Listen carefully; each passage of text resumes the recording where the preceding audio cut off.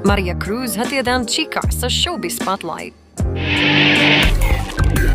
Grabe yung simulang taong ito, no? Ang dami talaga nangyayari. Tama, Gab. Lalo na yung nangyaring sunog sa California, sa Los Angeles, no? Naway sana'y ligtas ang lahat sa mga naapektuhan ng sunog.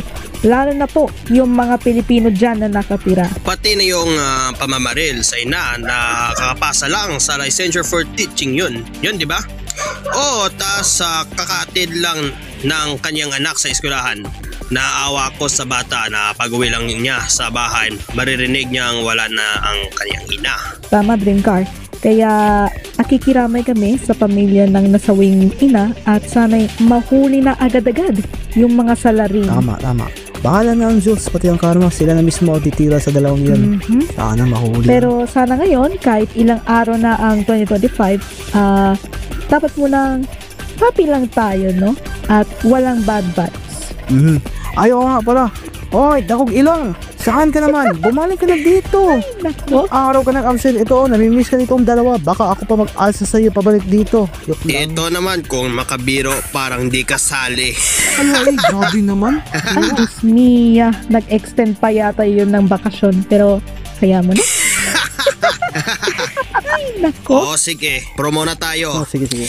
Mga Kapinoy, abangan nyo sa Lunes ang pagbabago sa tradisyon ng pagbabalita at paglilingkod. Mas pinabago, mas pinalakas. At mas pinalawak ang inyong frontier ng Pilipino. Abangan nyo ang pagbabago, ang bagong News Frontier.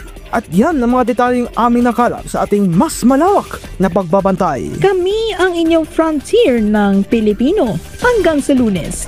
Happy weekend, mga Kapinoy. Kami ay naging maglilingkod sa inyo saan man sa mundo.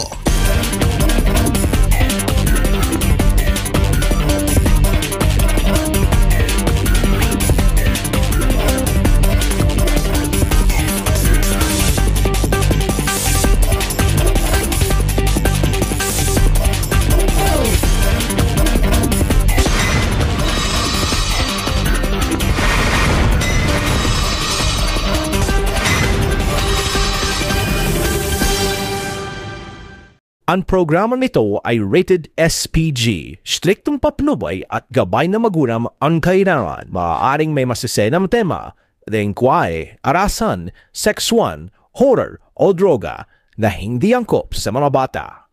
Tunghayan ang mga nakakaantig at kapanapanabik na eksena sa hinagpis ng kahapon. Hatid ng Surf with Active Clean, Sunsilk at Maggie Magic Sarap.